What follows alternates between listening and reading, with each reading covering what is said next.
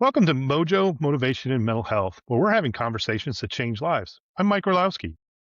And before we start today, if you're in a crisis right now, if you're thinking about ending your life, please reach out to 988, the Suicide and Crisis Hotline, the 911 hotline for emergencies. Whatever you do, make sure you ask for help. If this show does help you, or if it might help somebody else, please like and please share this episode. There are others out there that need to hear it, and your support is very meaningful to us. Now, today's conversation is about what happens when you lose your best friend to suicide, and you're the one that finds them. My guess is Bernie DeSantis III. Bernie's best friend died by suicide, and Bernie was the one who found him. That loss, that moment, changed Bernie's life. It became the reason he now hosts quarterly suicide awareness events called Let's Talk About Suicide, of which I've been a part of one and looking forward to the next one. And because Bernie knows firsthand what it's like to miss the warning signs, to wonder if you could have done something different, to carry the weight of finding someone you love. And here's what Bernie learned: 90% of people who attempt suicide show warning signs the week before. Most of us don't know what we're looking for, or we're afraid to ask the hard question: are you thinking about suicide? Bernie's mission now is to teach people what he wishes he'd known then: the warning signs, the risk factors, how to ask that hard question, what to say, and what not to say. Because asking about suicide doesn't plant the idea, it reduces the risk, it lowers anxiety, it opens communication. We're going to talk about Bernie's best friend, the grief of finding someone, the warning signs that Bernie missed or noticed, and how he turned that tragedy into a quarterly event that's teaching people how to prevent suicide. Bernie, thank you for being here. I'm really sorry for your loss. Michael, thank you very much for having me. I appreciate it, and thank you for the condolences. Grief is one of those crazy things. It comes in waves throughout the course of your life. There are days where, frankly, I don't think about Chris very much anymore, and then there are days where I can't get it off my mind. You know, I absolutely can understand. Go through that myself. Now, I know it's a very difficult subject. Kind of walk me through the experience as you're able to share, so that we can kind of understand the depths of it, right? It's got to be horrifying to walk in and see this. yeah. Chris was my. I guess I'll kind of give you the backstory here, right? Chris was my best friend. We met in the third grade. My mom and dad got divorced, and my mom remarried, so we moved in with my stepdad. Chris lives 3 doors down from me, and he was the very first kid in the neighborhood to befriend me. We played sports together. Our first girlfriends were best friends in high school. We had our first beers together. We got into all sorts of trouble together, as you can imagine, in the mid to late '90s. And we were, really inseparable from elementary school through high school. And it was the summer of 2001. We had graduated from high school. I was living in West Palm Beach, Florida. I was in my third year of college. Obviously, I was, having the time of my life. I won't go into too much detail, but you can imagine. And then one day I received a phone call from Chris, and he told me that his mom intended to sell his childhood home here in Michigan, and she was going to be moving down to Florida, just a few hours away from where I was living. And obviously, in your early 20s, you don't want to be living with mom, so he decided he didn't want to continue living with his mom. And in that phone call, asked me if I wanted to be roommates, and obviously, my best friend, of course, I agreed. And, that was kind of the start of the end, unfortunately. We, as kids kind of growing up, again, best friends, we had literally talked about and dreamed of, being roommates one day, being neighbors. We were older and had families and all the things. So the first few months that he was there, it was fantastic. It was great. We partied it up. We had a great time. I introduced him to all my new friends. It really was. It was amazing. But after a few months, I started to notice some things about him, right? Some Hmm. changes in his behavior and his demeanor, his energy. He had always kind of had ups and downs, mood swings, and little bouts of depression. And at first, for me, I didn't really think anything of it, right? I really had no idea what mental health issues were at the time. There are a lot of people that are in that boat, I think. He and I had never lived together before then, right? I only really kind of saw him when he was at his best, if you will, right? I got his representative, and I just kind of thought that he was being him, right? Going through his normal cycle, if you will. And in hindsight, there were tons and tons of signs that had I known what they were, maybe I could have done something, right? I mean, I can't hold myself responsible now for what I know now based on what I didn't do then, right? Sure. Sure. So one day he and I we got into a huge blowout argument over bills. He wasn't going to work regularly because of his depression, and so he couldn't afford to pay his portion of the electric bill that was coming up. A rent was coming due the following week, and I didn't know again that Chris had been hiding from me that he was bipolar. He Mm. was suffering from severe depression. He had actually made previous suicide attempts that I was not aware of. He was supposed to be on medication for the bipolar issue that he was not taking. And I had no idea that he had gone to a local pawn shop and already purchased a gun when we got into that argument. I had no idea he had already planned for and thought through taking his own life.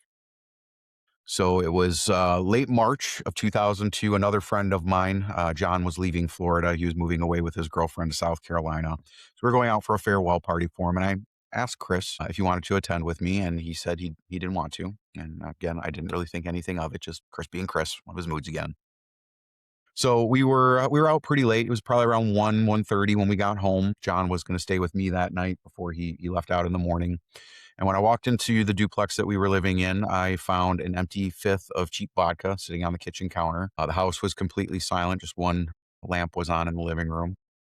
So I went up to his bedroom door. Again, he was on the second floor of the duplex, and I knocked, and there was no answer. I tried the handle. It was locked, and there were no lights on in his room, which is really what kind of set my sensors off first, my spidey sense, if you will. Hmm. We didn't have a key for that particular door, so whenever he was home, he would lock the door. But if he wasn't home, obviously no key, he wouldn't lock that door. And so my first inclination, even though the spidey sense had gone off, was maybe he just too drunk, right? He passed out, right? He's not coming to the door. So I went back downstairs. And I got to thinking about some of the things that he had said over the prior weeks, the argument that we just had, and my gut started to say something's not right. Mm. And Hmm. so I went back up to the door. I knocked a little bit harder. Again, obviously still no answer. So I went back downstairs, talked to John, and again, he was getting ready to leave the next day and told him that I was concerned. And so we went back upstairs and we picked the lock. And that was when we found him dead. He had a gunshot wound to his temple from the 38 special that he had bought. Was laying there in a pool of his own blood, found his note. And then I had to call the police and then his mom and his sister and his brother and tell them what happened. And that definitely it changed my life forever. Who knows what my life would have been had that not happened. Probably wouldn't be where I am today. I will say that. But really for the last 2 decades or so, I've relived those final few days over and over. And like I said, grief kind of comes and goes. But it definitely it affected every relationship that I had from that point forward, and even relationships that I had prior to that event. I myself was depressed. I was in a lot of pain, shame, guilt, right? All of Oh, those understandable. things because I wasn't able to help my friend when he quite frankly clearly needed it the most, right? How could I call someone my best friend and he wanted to die and I didn't know? So I spent a really long time doing everything that I could to avoid talking in any way, shape, or form about suicide. Just that word alone would literally bring me to tears. And so, eventually it got to a point where I personally couldn't deal with it myself anymore. I knew I had to do something. You and I are both affiliated with Success Champions Networking, pretty avid networkers. And so I do a lot of virtual coffees and I talk to a lot of people. And one of the people I was introduced to was a woman by the name of Michaela Gagne. She's a licensed mental health therapist out of Falls River, Massachusetts. And when I learned about what she does as a licensed mental health therapist, but also what she personally has interest in, which is supporting young teenagers and children who are having those thoughts of suicide. She works as a school counselor as well. So we started going into some deeper conversations, and I, told her what I went through and what I do now, which we'll talk about a little bit later. But she helped me to create this event that we called "Let's Talk About Suicide Because We Need to," and it really lays the foundation for what the problem is. Right, we frame the suicide issue, as it were, from a numbers perspective, and obviously it is highly underreported. unfortunately. So we don't even Absolutely. really know how big the actual problem is. And then we talk a lot about how you help the people around you, right? What are those things that we look for, and what are the things that we should say, as you kind of alluded to in the and then lastly, and probably more importantly, is how do you take care of yourself, right? Because you can't pour from an empty cup. Yes. So you yourself, if you want to help other people, you need to have all of the armor that you can, good support system and positive habits that lead you to your joy and your happiness, right? Put you in the right frame of mind. So we go through all of those things, and that is my way of not only dealing with my own grief. Again, it is a little bit self-serving in that regard, but the purpose of it ultimately is to educate people who, like me, when it happened, don't know anything about mental health issues. It's a lot more common now than it was in the early 2000s to be able to talk about it. But again, we get 15, 20, 30 people sometimes show up for this event, and almost everyone leaves learning something new that they didn't know before. And I believe that if I can help one person help someone else to not make that choice, or help that person not make that choice, then it's all worth the time, the effort, and the energy putting into to creating the event.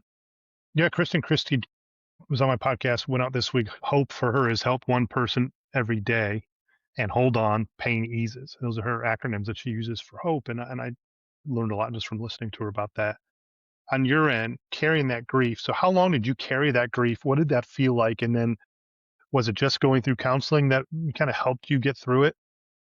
No, I'll be honest with you. I spent close to about 17 years just dealing with it myself. I refused, quite frankly, to have conversations about it. I did seek out therapy a couple of times and was not able to find someone that I really connected with.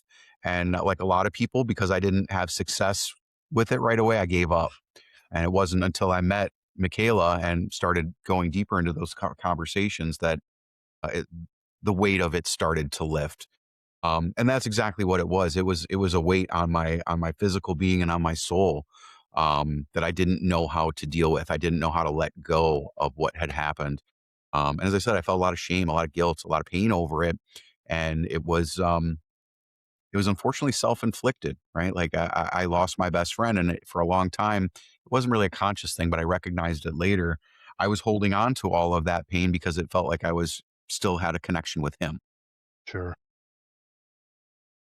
Now, you know that 90% of people that attempt suicide show warning signs in the week before. I didn't know this until we went through the Let's Talk About Suicide event. Looking back, were there some signs that you did see, some that maybe you didn't? And that looking back is almost always helpful to us. But at the same time, was there something that you could have seen, and maybe signs that maybe you just had no idea? I think that there are a lot of things that probably should have sent the flags up. But one of the most common things that I think a lot of people express in one way, shape, or form is that they don't want to be a burden on other people. Hmm. Yeah. And that was something that he said a lot. While we were having that blowout argument over money. Um, he very specifically said to me, "Well, pretty soon you won't have to worry about." Mm, So when people are thinking of suicide, they will often say something like that. It may not be a direct reference that I am going to end my life, but they give you a reason to pause and question what they may have meant by that. And if you're not listening for it, it's very easy to pass right by it, right? I was in a very hmm. emotional state when we were having that argument. I didn't think anything of that statement. But then in hindsight, it's like, oh, that's what he was telling me. I wouldn't have to worry about his portion of the bills anymore because he wouldn't be here. But things like those mood swings, that is a very telltale sign of someone who is potentially thinking of that, right? If they are having those really significant mood swings, really high highs and really low lows, that could be an indication, something that you want to look at and possibly have that conversation. Now, Chris was never a very religious person, but I started to notice he was a little bit of a doodler. So I would notice on some of the notepads that he had around the house doodles of crosses and crucifixes and angelic type scenes. And so as I Mm, started to see those things, again, had I known that taking a significant interest in religion or disinterest in religion, if you previously had one, was one of those signs, I could have recognized it. Right. But those interesting. are the type of things that you may pass right by and not even notice if you don't know to look for them as an indicator. Yeah, I would have blown right by him, right? I'm not going to, you're not going to have to worry about that for long. My first thought process is, oh, he must be planning on moving out. Right. Right. And our first thought is almost never the negative side of maybe they're going to die from suicide or something to Right. that effect. Right. Well, and here's the thing. Somebody who is not thinking that way, they're not in that frame of mind, that's not the first thing that their mind is going to jump to. Right. But for whatever reason, the person who's thinking about suicide, that is turned on as an option now. Right. And they will, even if it is subconsciously, because it is up here, they will say Yeah. something. Yeah. Uh, Obviously, let's talk about suicide was born from loss.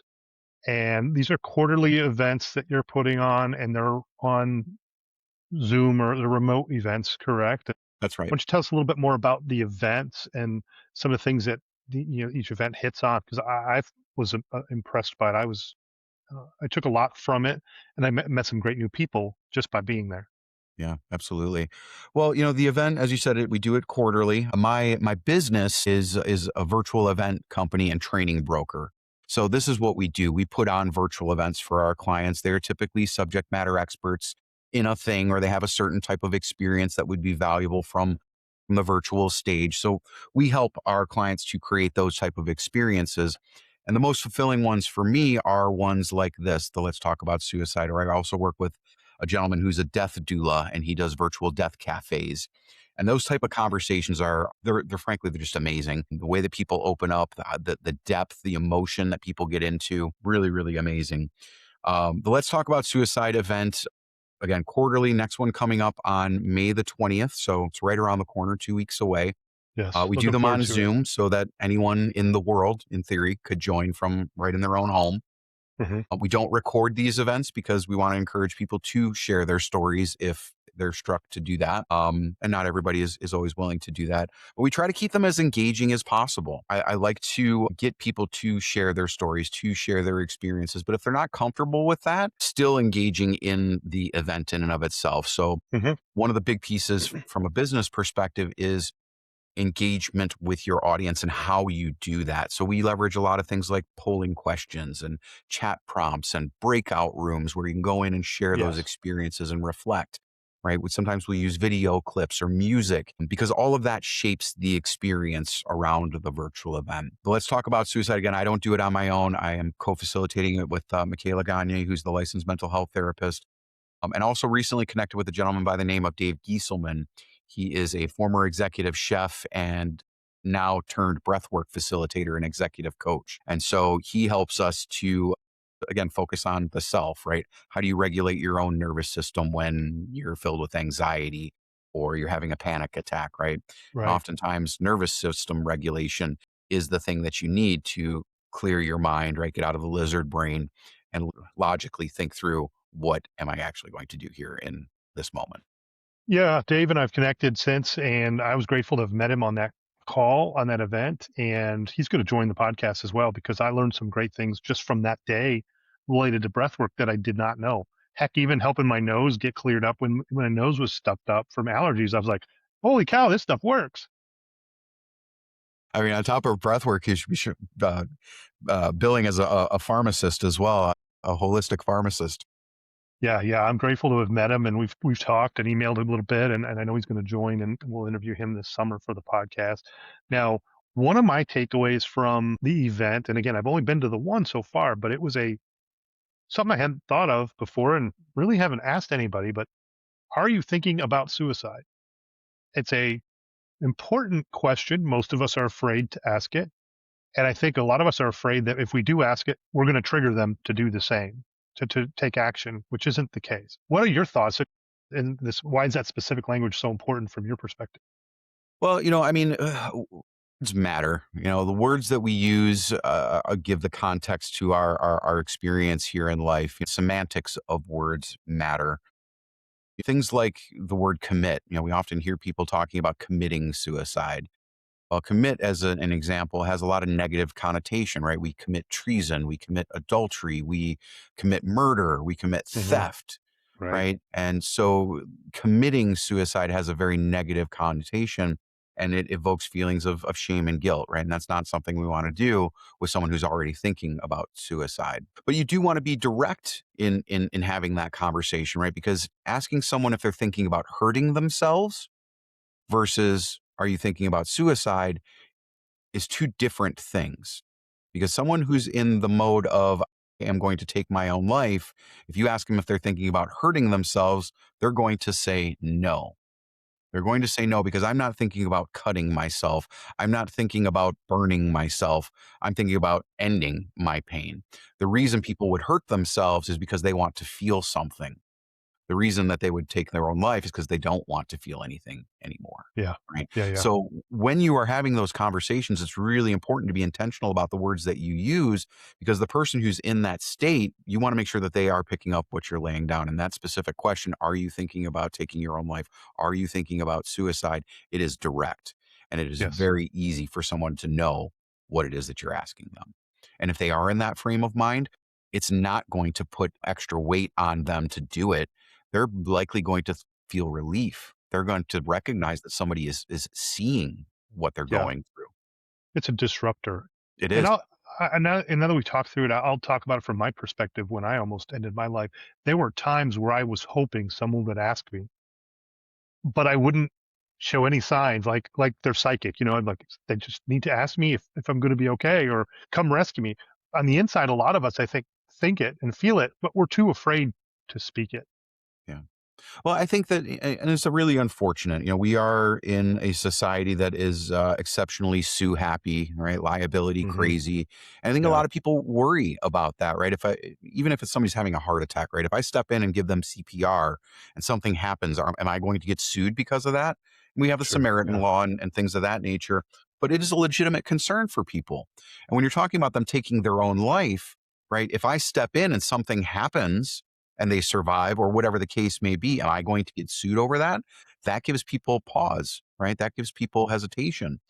But what I would tell anyone is that just like if somebody calls for a doctor on an airplane, you have to assume that if you are that doctor or you have that level of knowledge, you're the only one, and Yeah. you have to step up and help somebody. Just step up and help Yeah, and ask. I also learned there were specific risk factors that increase suicide risk: previous attempts, mental health disorders, isolation, being male is obviously, I think men are 5 times more likely to die from right. suicide. That's Certain right. professions like construction, trades, or veterans. Obviously, you didn't know about Chris's previous attempts or his mental health disorders, right? Nope. I had no idea. But I think he was isolated a bit. It sounded He was like he'd kind of definitely. gotten a little isolated. Yep, absolutely got isolated. His mother had attempted a few times as well. So that is a bit of a precursor as well. There are a lot of signs in there. If you're paying attention and you kind of know what to really look for sure. Yeah, and it's interesting because I know I didn't have any of those signs other than being male, and maybe I was a little withdrawn, but I think a lot of that was just my intentional work to try to hide it, which is unfortunate, and that's why I speak about it, to just try to help others realize it's okay to talk about it, and there's one person out there that just they need to hear that, and then it releases them to be able to do so. Yeah, absolutely. Absolutely. Well, I mean, even people who if you know someone is struggling, right? It doesn't even have to be that you suspect that they may be thinking about taking their own lives, but asking somebody how they really are, right? Not the superficial, yeah, I'm fine. Hey, how's it going? Yeah, I'm fine. No, how are you really doing? And take the moment, give them the space to actually answer that question, and you'll be amazed.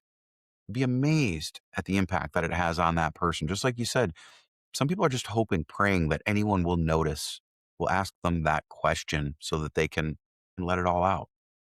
I mean, one of the saddest things that I think I've ever seen, quite honestly, is some of these posts you see on social media where people are very clearly calling out for help. Mhm. No one reaches out. No Nothing. one comments. No Yeah. one even drops a reaction. Like, that Yeah. is sad. It is. And I can say historically, there was times in my life where I probably didn't reach out to somebody thinking it, and of course, I was dealing with it at the same time myself, and more than likely selfishly just worried about my situation on the inside. and I could have made a difference. Absolutely. Um, and obviously, I just mentioned men die by suicide 5 times more often than women. But interestingly, women attempt 3 times more often, from my understanding. Do you have any insight or experience with knowing that has the, and I don't remember if the suicide event talked about the gender difference that much. We didn't go significantly deep into gender differences. Women. So what's interesting is that while women do tend to attempt more, they generally, in their attempts, they are less lethal. And Hmm. that's not to say that they're not a legitimate attempt or something to be concerned about, but they will generally attempt with a less lethal method. Right? Most men, they're going to take the shotgun. They're going to take the step off the bridge, right? They want to make sure that it ends it. Hmm. In a lot of cases, women will try overdose or something to that effect, where it's a little bit more likely that they will survive. And it's I don't want to say it's not a selfish thing either. It is they are oftentimes more worried about the impact for the people that they leave behind than Hmm. the men. Yeah, true, true. And I think that was one of my bigger concerns was my kids and my wife, and for years it was my kids that kept me going. So I can relate to that piece, even though I'm a man. Yeah, that was always in my forefront of my mind. Now, if someone does tell you you're suicidal, or you ask them if they are, and they confirm, what are some questions that maybe you would ask to inspire hope? Like maybe asking them to identify who's important to them, or things that have helped them in the past. Yeah, I mean, when someone is considering suicide, they have tunnel vision, right? They can't Hmm. really see the good in the world. They can't really see the hope. They can't really see a year or two down the line. Like all they can see is the pain and the end that is potentially in front of them. A lot of it, honestly, is asking that initial question, right? Are you thinking about suicide? Are you thinking about killing yourself? And then just pausing and letting Hmm. them open up a little bit. Sometimes they won't though. Some people need a little bit more prompting. I would say that the conversation should always be in a positive vein, and it should never be about you as the individual who's trying to help them, right? Because they're not in a frame of mind to really wonder or think about the success that you had when you went through a situation 2 years ago or whatever it was. It needs to be about them. And so questions around what's important to you. If you know them personally, you know that things are important to them. Hey, tell me a little bit about your dog, Fluffy. I know you and Fluffy, you're great. Or tell me about your mom. I know that you guys were planning on going to that cruise to Italy next Hmm. year, right? Tell me more about that. You're doing really good at work, right? Tell me a little bit more about that. You want to find things that are positive and that give them hope and a reason to continue on. But at the end of the day, if somebody is truly thinking about it, it's best to get them to someone who is a professional at helping people in that way, right? So even if you're not equipped or ready to have that conversation, 988 is available for those people as well, right? You can report that. A friend of mine, Glenn Evans, he was at the event that you were at as well, and he and I have done a different iteration of this very same course. He made an attempt, and well, he almost made an attempt, but he was saved because his partner did a welfare check. She Mm. called the police and said, I think my boyfriend is thinking of killing himself, and I'm really worried for him. And so the police ended up showing up at his door, pounded on the door as he was getting ready, standing over a full bath and ready to cut his wrist. Mm. So she wasn't able to have the conversation with him, but she was able to get someone there to have that conversation with him. And that is so super Yeah, that important, helps. right? You don't That's you don't have important. to be that person. But if you No. recognize that there's something going on there, find a way to get them to the person who can help. Yeah, absolutely. It can be hugely impactful. Hmm. But talking back about Insignia a little bit, your company and the virtual events. Obviously, let's talk about suicide is coming up. You said the 20th, right? That's right.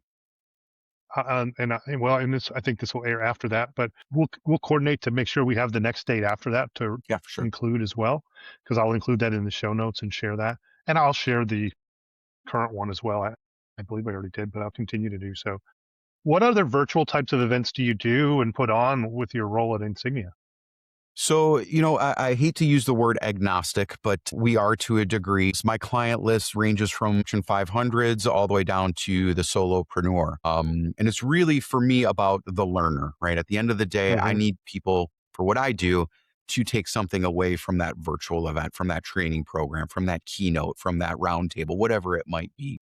So as an example, one of the blue chips that I work with, if you will, is Johnson and Johnson.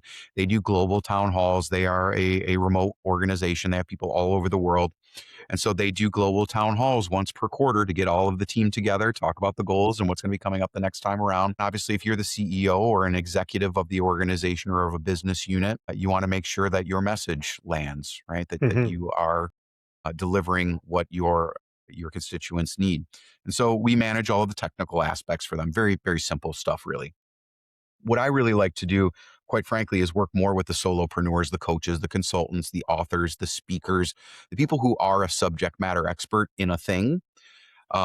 And they need a little bit of help getting on the virtual stage, right? Because as an example, I am not an accountant. If you were to put me in front of QuickBooks or some accounting software, I'm not going to be the person to do it because I haven't spent time learning that field.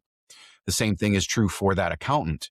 That accountant may be able to talk about accounting principles, but you put them in a Zoom and ask them to open a breakout room or a polling question, they're lost. They don't know Yeah, what to yeah, do, right? right. So that's really what we do is we help our clients to put on really engaging virtual events. And that could look like a webinar, a workshop, a masterclass, a roundtable, a town hall, a fireside chat, right? Anything that you could do in the virtual platform, those are the things that we help people with. And I mentioned this before, the most fulfilling events that I do are the ones where it is deeply personal for people. So, Hmm. obviously, let's talk about suicide is a huge one for me. I mentioned the death doula, Bob Russo. He does a virtual death cafe every 2 weeks, and it's amazing. So, those are the ones that I really love to do. But I have clients who are coaches and strategists. One of them is an AI strategist. She helps small business owners implement AI in their business. I've worked with an accountant. I have a real estate broker. I have a podcast producer, which is actually kind of ironic. He does his own thing in podcasts, but Mm. this is another stage, right? And so we help people to leverage this stage to Sure. scale their business. For clarity, because I don't think a lot of us maybe even know what that is, but what is a death doula? What is that? What does Ooh, that look like? such a good question. So a lot of people have heard of a birth doula, right? A birth doula is the equivalent of a midwife. They Hmm. help pregnant women to bring in their child to the world. A death doula works on the opposite end of that spectrum. They help people to exit this life and not in assisted suicide type of way. They are not palliative care or what's the word? Can't think of it right now. Anyway, they are not physically helping people to end their life. What they are doing is helping with the emotional, the psychological components of the end of life. And in some Okay. cases, that may be putting affairs in order, right? Helping with a will or things of that nature. But a death doula is there to help you talk through the feelings when either you or someone in your life is passing and how you deal with that. So the conversation could be I have a terminal illness and I Hmm. don't know what to do here at the end of my life. I need to set aside these affairs with my family. And a death Hmm. doula helps them to do those things. And so, yeah, Bob runs a weekly, bi-weekly death cafe where people can come in and have any conversation they want to around death and end of life. Which is interesting because a lot of people don't like to talk about it at home, so it's probably important that there is someone that they can talk about because doing and taking care of that is an important part of life. 100%. Absolutely. Now, if someone listening is worried about a friend or family member right now, they're seeing some warning signs, or maybe after listening, they see some warning signs, then they're scared. They don't know what to do. From your perspective, what's the first step? What should they do today? I mean, if you truly don't know what to do and you're afraid to take any action, the first step is to reach out to somebody who is willing to take that action, right? Hmm. Quite frankly, I've had several people reach out to me after the Let's Talk About Suicide and lay a situation on me and ask me what to do. And my answer more often than not is the same. Call 988, right? Get them in touch with somebody who can get them to the right resources. You don't have to be that person. You just have to be the bridge that gets them the help that they need. Absolutely. 988 is someone you could call by yourself. You can also call while you're sitting there with them. That's right. It's anonymous. They're not tracking your GPS. If you need additional help from emergency services, they'll ask and get approval to do so. But yeah, I mean, 988 is, I think they've received 16 million calls since it started now, maybe 17. And the staggering number for me that I learned from Kristen Christie is only 27% of people even know about 988. Yep. To me, it's just crazy. It is. Well, unfortunately, again, a lot of people don't want to talk about this topic, this type of subject matter, right? They would rather stick their head in the sand and pretend that it's Hmm. it's it's not part of our reality. I believe that everybody should know about 988. I mean, yes, it is, I guess, primarily in and around suicide, but it's really for any crisis, any situation that you don't know how to handle that could be the end of someone's life. That is a reason to call 988, if not 911. Absolutely. And if someone listening lost someone to suicide, maybe they found them like you did, or maybe they just lost a family member to suicide, what would you want them to know from your perspective, and how maybe do they carry that, and what do they do?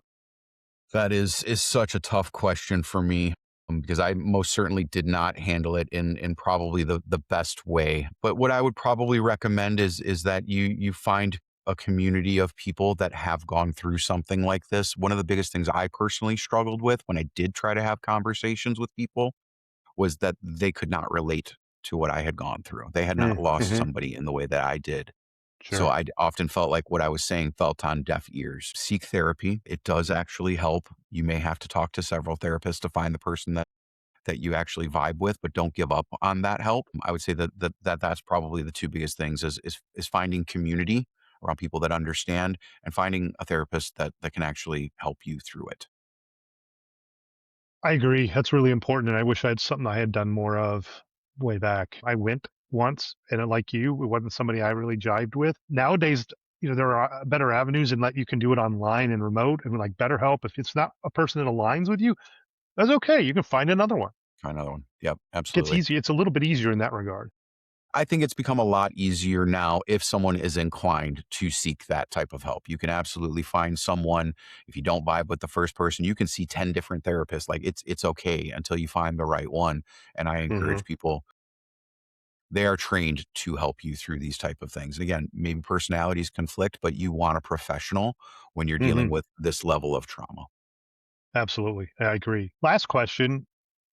Obviously, you lost your best friend and found him after suicide, but you turn that into a quarterly event that's teaching people how to prevent suicide, which is amazing. What's possible to you from your perspective when we talk about suicide instead of saying staying silent?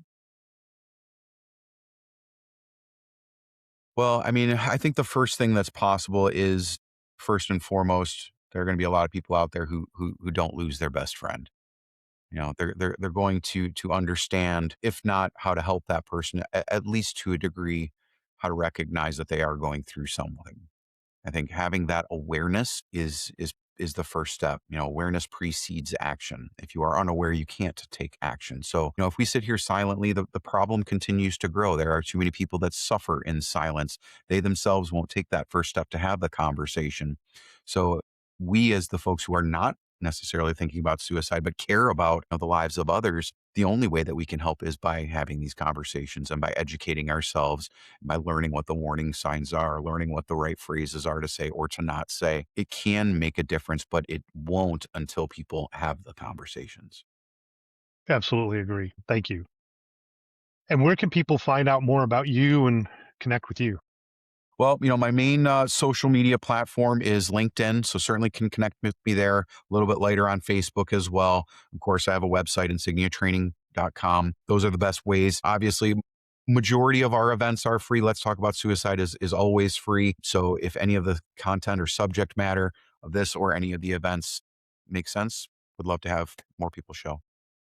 Thank you. I can't say enough great things about the Let's Talk About Suicide events. I've been to one, going to the next one, looking forward to continue to attend and support because it is impactful. It made a difference on me as I learned new things as having come out of the other side.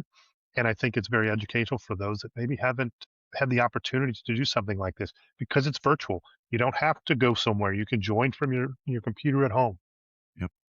And that's probably the best part about this, quite honestly. Like I have seen some groups that meet in person to do this type of have this type of conversation, but they're generally less attended because it is a difficult conversation to have. In person, you Hmm. can't just turn off your camera if you need a moment, right? Sure. Yeah. In virtual, you have that opportunity to still be part of the conversation, step back if you need to, and come back to it. And again, we've had people join that event from all over the world, and it's really amazing to see. It's both sad and amazing to see Mhm. the community around suicide prevention. I agree. I agree. And we wish we didn't have to, but they're extremely beneficial. Thank you for being here and for joining today. It's been impactful and it's been helpful. And if you're out there interested in hosting your own event, awareness or otherwise, if you're looking for a company event to be supported, please reach out to Bernie, which I'm going to share his information in the show notes. He's an expert in this field. What I'd ask for you to take away from today is geography should not be a barrier to mental health support. Bernie's quarterly suicide awareness events prove that they don't have to be. Whether we love it or not, social media is another avenue that we still stay in touch with people and we can connect social media and text to catch some of the signs, but then reach out with intention. Virtual events mean that someone in rural America can access the same resources as someone in a major city. So you might not be able to take off a lot of time from work. You can still attend from home. And there are flexible hours, even after hours, for these types of events and or therapy sessions. Absolutely true. And here's something else that Bernie knows: authenticity still matters in virtual spaces. Real connection is possible behind screens, and community can be built online and in person. So if you've been thinking about hosting an event, a workshop, or panel, please reach out to Bernie. Please join the Let's Talk About Suicide event. They're so important and they're so impactful. If you are in crisis right now, if you're struggling, call or text 988, the Suicide and Crisis Hotline. Call 911 if it's an emergency. You matter, your life matters, and there are events like Bernie's happening that can help. If this episode did help you, please like, subscribe, and share with others. There's always someone else that needs to hear it. I look forward to sharing more in future episodes, and I'm grateful for all of you to be here. I'm Mike Orlowski. This is Mojo Motivation and Mental Health. Choose happiness, choose to be extraordinary, and get your mojo back. Thank you.